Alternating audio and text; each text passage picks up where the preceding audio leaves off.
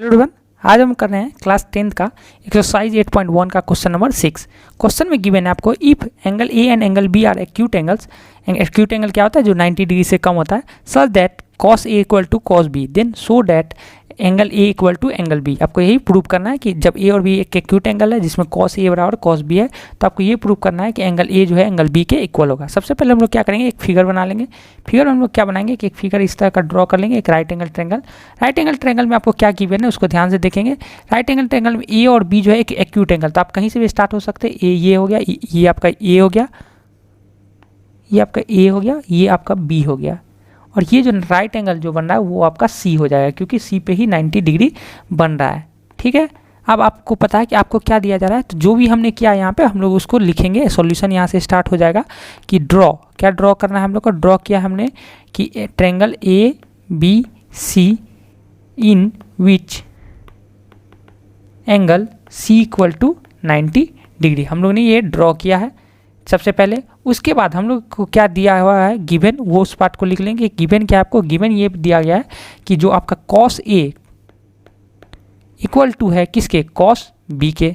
ठीक है, अब हम लोग लगाएंगे ट्रिगोनोमेट्रिक रेशियो। आपको पता है कि cos क्या होता है, cos का वैल्यू होता है, यहाँ पे मैं लिख देता हूँ, cos थीटा होता है। आपको पता है cos थीटा होता है बेस बाय हाइपोटेनस। क्या होता है? Base by hypotenuse. तो हम लोग को cos A में लगाना है। आपको पता है कि एंगल के अकॉर्डिंग ही चेंज होता है कि परपेंडिकुलर कौन सा होगा और आपका बेस कौन सा होगा, और हाइपोटेनस तो हर जगह फिक्स होता है। 90 के सामने वाला जो एंगल होता है, साइड होता है, वो आपका हाइपोटेनस है। ये वाला हम लोग का H हो गया, ये फिक्स रहेगा, बाकी चीज़ चेंज होगा। cos A में लगाना है तो ये वाला एंगल के अकॉर्डिंग करेंगे। आपको पता है कि एंगल के सामने जो इसी भी एंगल को लेंगे उसके सामने वाला जो साइड होता है वो आपका परपेंडिकुलर होता है, उसके साथ वाला जो साइड होता है वो आपका बेस होता है, यानी B होता है। तो हम लोग को cos A चाहिए, तो cos A में क्या हो जाएगा, आपको पता है cos A कैसे आएगा। हम लोग को चाहिए cos A, तो cos A कैसे आएगा, cos A आएगा बेस बाय हाइपोटेनस। इसके लिए इस वाले एंगल के लिए बेस क्या हो जाएगा आपका AC